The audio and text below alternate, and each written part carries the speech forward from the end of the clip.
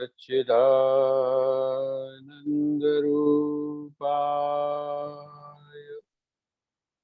विश्वोत्पत्त्यादिहेतवे तापत्रय विनाशाय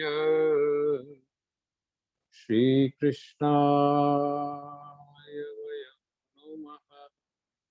श्रीकृष्णाय वयं नमः। श्रीकृष्णाय वयं नमः। आज के इस स्वाध्याय सत्र में आप सभी का हार्दिक स्वागत है। हम लोग चर्चा कर रहे हैं।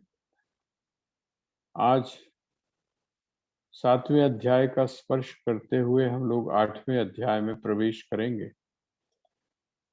आखिर की कुछ बातें परसों आपके सामने रखने का प्रयास मैं कर रहा था। जैसा भगवान की एक अपनी विशेष शैली है कि वो आपके मन में एक हलचल मचाते हैं, और वो हलचल मचाना इसलिए जरूरी है क्योंकि हलचल तो मचनी है। अगर वो नहीं भी बचाने की कोशिश करेंगे और आप अगर बचने की भी कोशिश करेंगे तो भी आपके मन में हलचल तब तक मचती रहेगी जब तक कि आप उस स्थिति में नहीं पहुंच पाते जिसके लिए भगवान बार बार आपको आग्रह कर रहे हैं। और वो स्थिति कौन सी है? वो स्थिति है परमात्मा के स्वरूप का ज्ञान। और स्वरूप का ज्ञान होना ही नहीं मात्र, बल्कि उस स्वरूप में स्थिति हो आपकी, जिसको भगवान कहते हैं कि वह मुझको पा लेता है।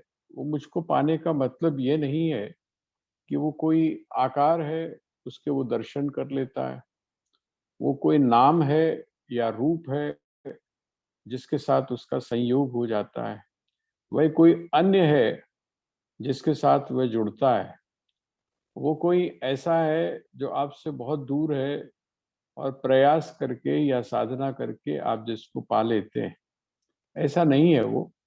भगवान ने उस बारे में, अपने स्वरूप के बारे में बहुत सारी बातें आपको इस 7वें अध्याय में कही।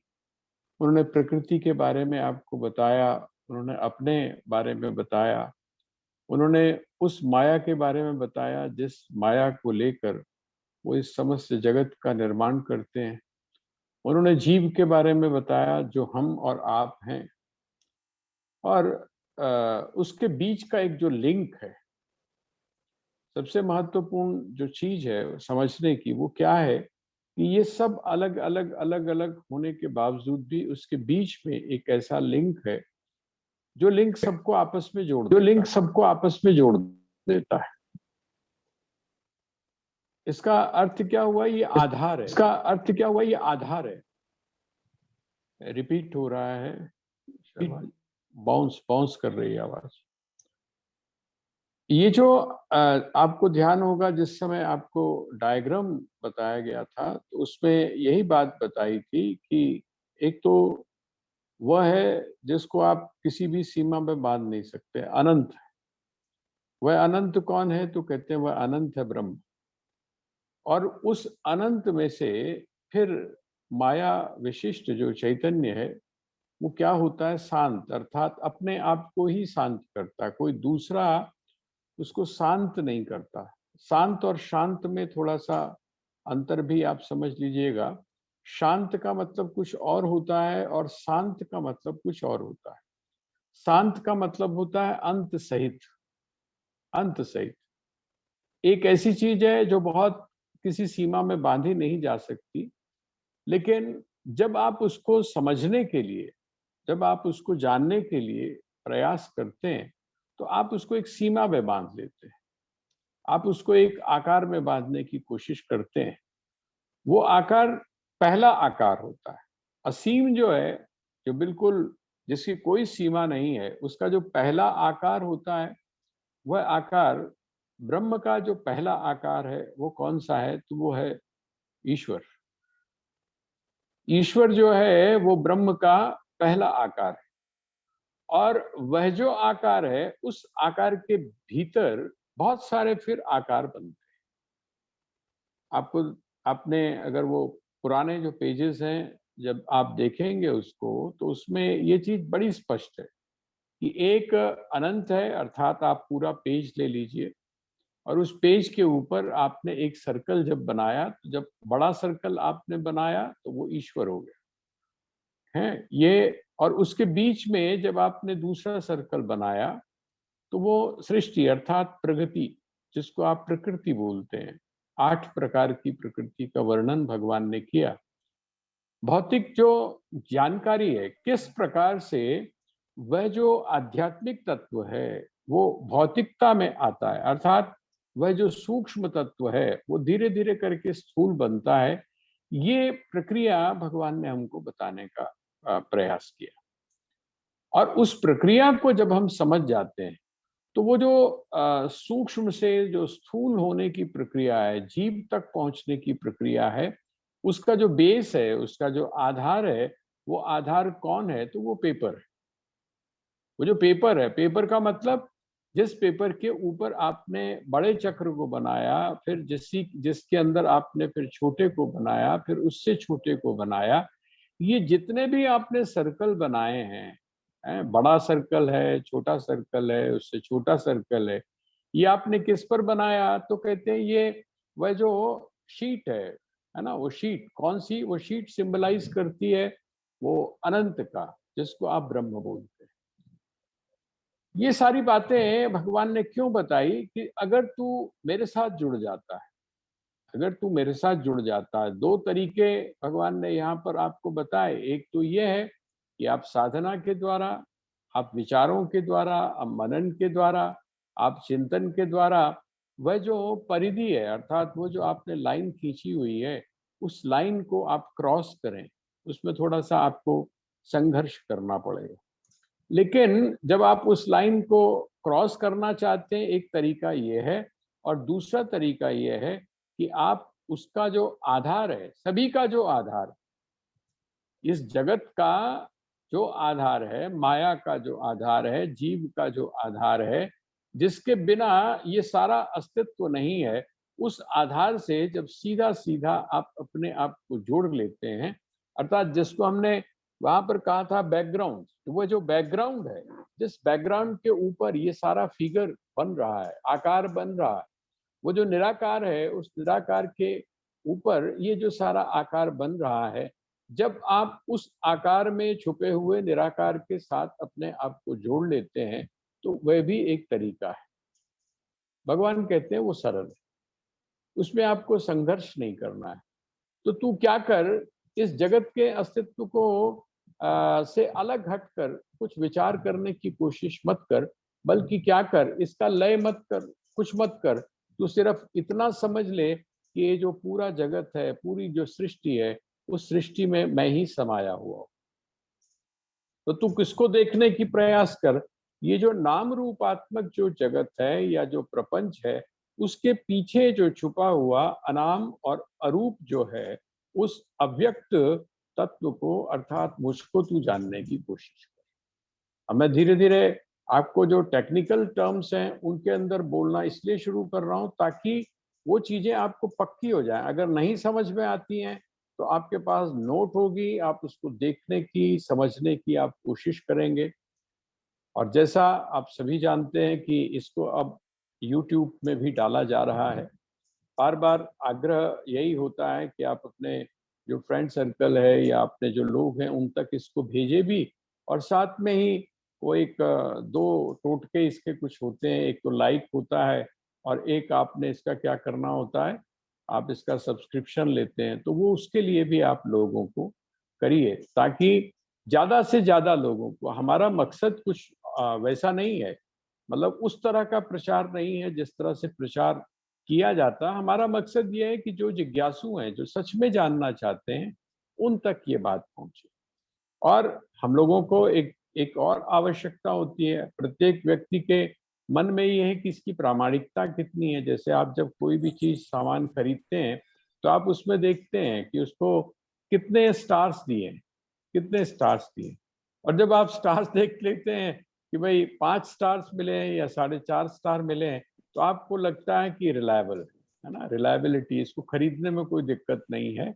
बस वही समझ लीजिए लोगों की मानसिकता, रिलायबल कितना है कितना नहीं है ना, ये तो आप लोग जो सीधा सीधा जुड़े हुए हैं उनको इस बात का ज्ञान होगा। लेकिन जब हम लोगों तक किसी चीज को पहुंचाते हैं तो एक विशेष प्रकार की जो मानसिकता है उसको तोड़ने की आवश्यकता होती है। तो ये मैं आपसे निवेदन कर रहा हूं कि आप इसको, इस वाले, तो आप जिस समय यूट्यूब एक्चुअली ये जो था वो किसके लिए था, वो आप लोगों के लिए था। आप लोगों के लिए इसलिए था कि यहाँ पर क्लास होने के बाद में, यहाँ पर स्वाध्याय होने के बाद में, उसके बाद फिर जिस समय आप सुनेंगे वहां पर आपको जो शब्दावली मुश्किल लगेगी, जो शब्दावली आपको नई लगेगी, आपको नई लगेगी, वो उसको उसको आप अलग उसको नोट कर लीजिए। आप अलग, उसको जब आप अलग नोट करेंगे तो उसका लाभ क्या होगा?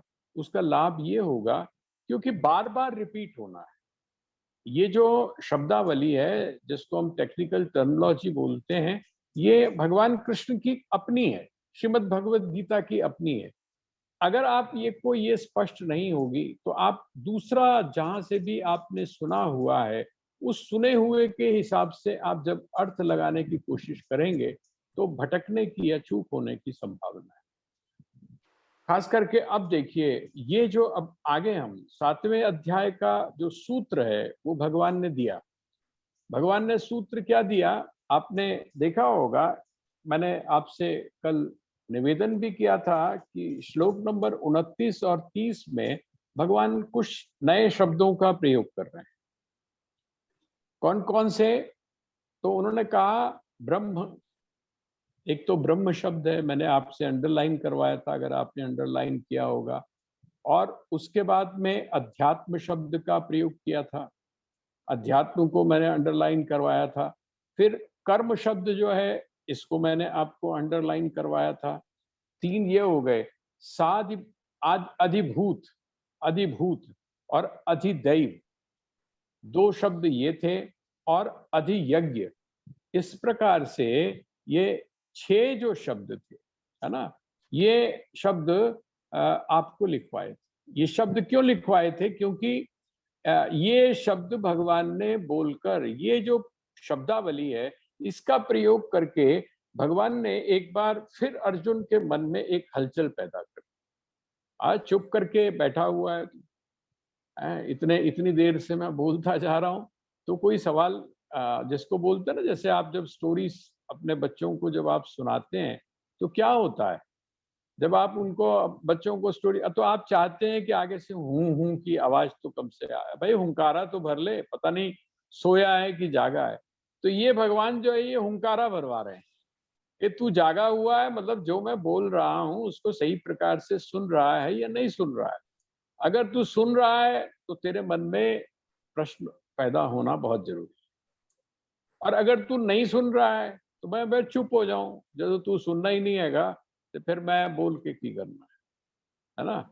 यहाँ पर अब भगवान ने ये कुछ शब्दों का प्रयोग किया है, इसलिए इंपॉर्टेंट, यही के साथ में जोड़कर अब जो 8वां अध्याय है वो शुरू होता है। तो आइए हम सबसे पहले ये जो 7वां अध्याय है इसकी जो पूर्णा होती है, ओम तत्सदिति श्रीमद् भगवत गीतासु उपनिषत्सु ब्रह्म विद्यायाम योग शास्त्रे श्री कृष्णार्जुन संवादे ज्ञान विज्ञान योगो नाम 7मो अध्याय।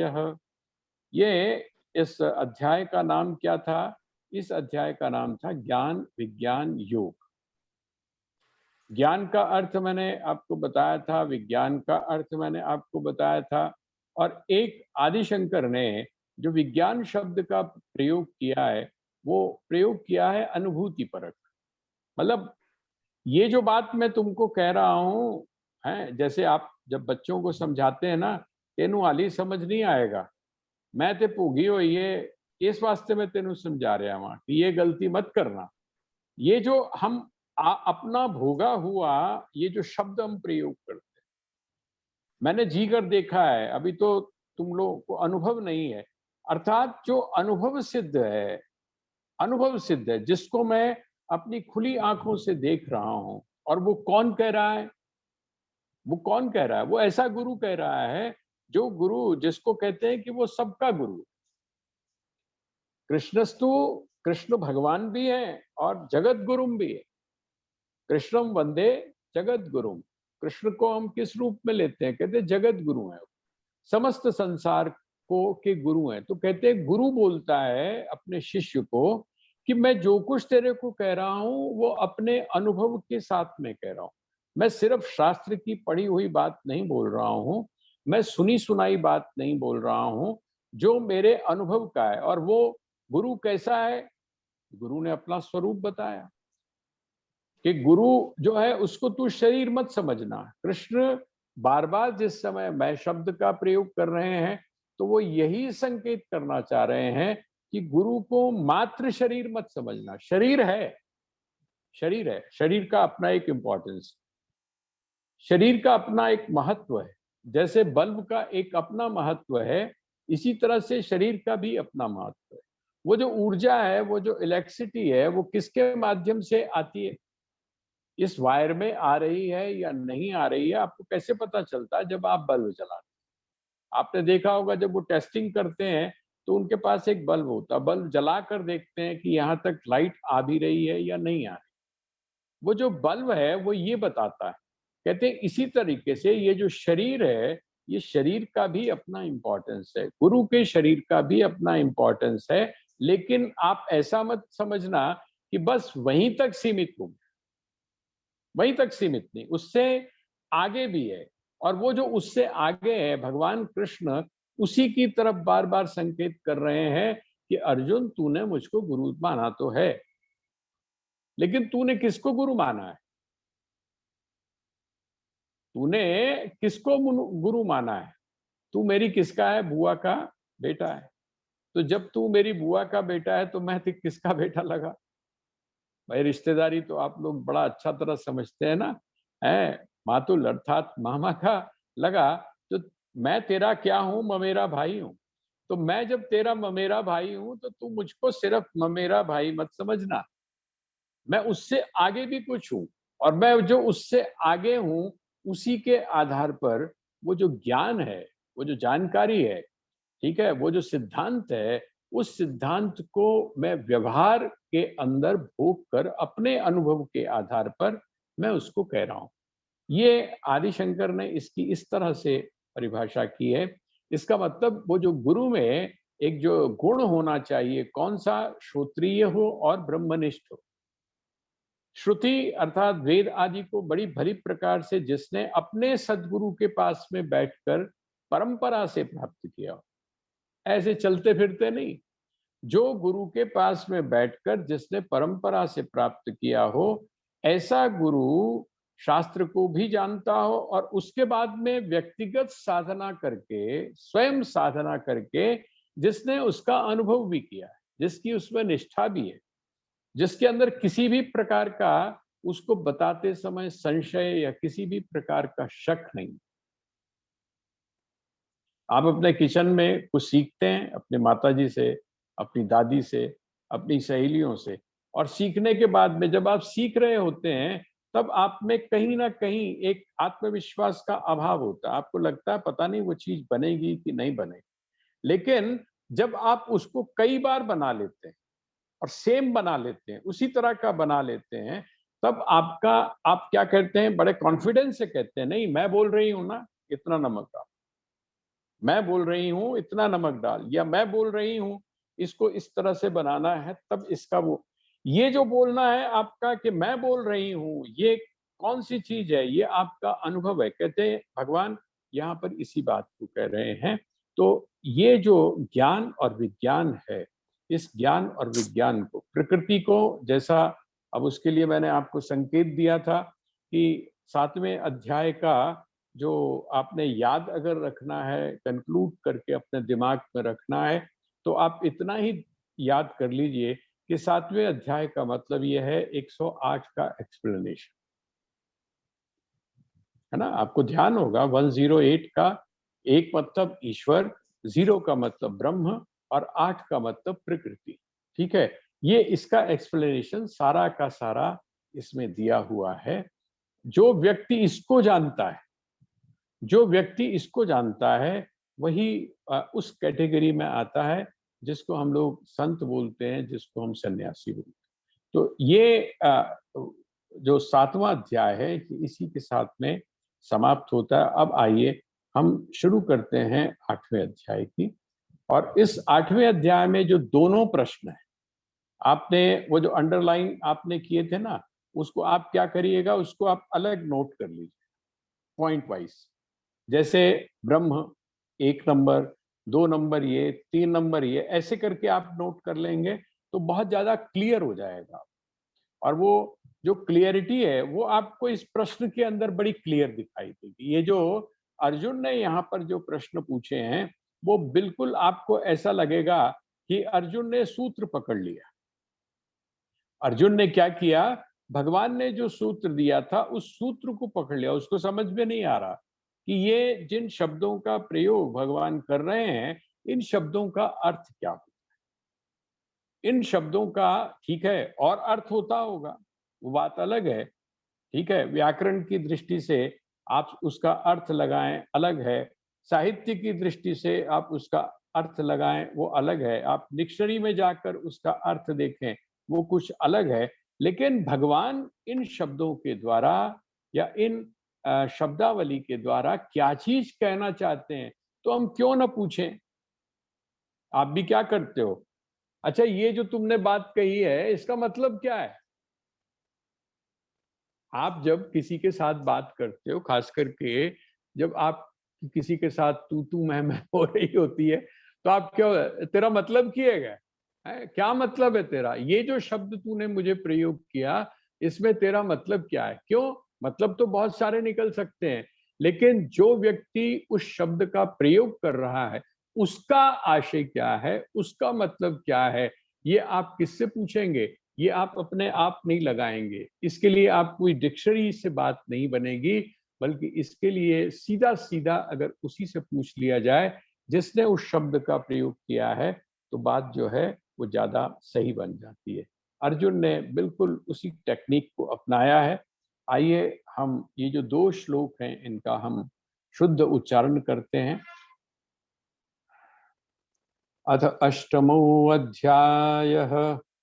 अर्जुन उवाच किं तद्ब्रह्म किमध्यात्मम् किं कर्म पुरुषोत्तम अधिभूतं च किं प्रोक्तं मधिदैवं किमुच्यते अधियज्ञः कथं कोत्र देहेऽस्मिन् मधुसूदन प्रयाणकाले च कथं ज्ञेयोऽसि नियतात्मभिः।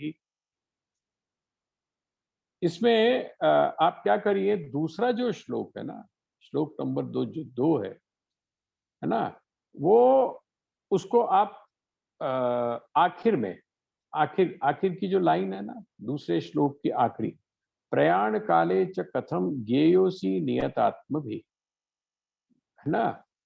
वो कहते हैं कि जब प्रयाण काल होता है, प्रयाण काल का अर्थ क्या होता है, प्रयाण का मतलब होता है जाना।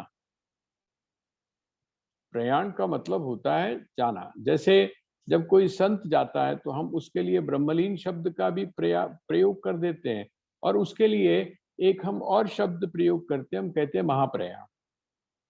महाप्रयाण का अर्थ क्या हुआ, वो हमारी तरह, हम लोग तो प्रयाण होता है, लेकिन उनका क्या होता है, महाप्रयाण होता है। क्यों महाप्रयाण, इसलिए है क्योंकि अब वह जब चले गए हैं तो वो फिर वापस नहीं आते। हम लोग, जो जीव है वो जाता है और फिर वापस आता है। वो कहते हैं कि नियतात्म भी, नियतात्म भी, नियत आत्म भी। नियत मैंने क्या हुआ, जिसका संयम है। आपने ये शब्द पीछे कई बार, नियत मानस है ना, जिसका मन जो है, मन के ऊपर संयम है। नियत आत्म भी का अर्थ क्या है? कहते हैं जिसका अपने ऊपर संयम।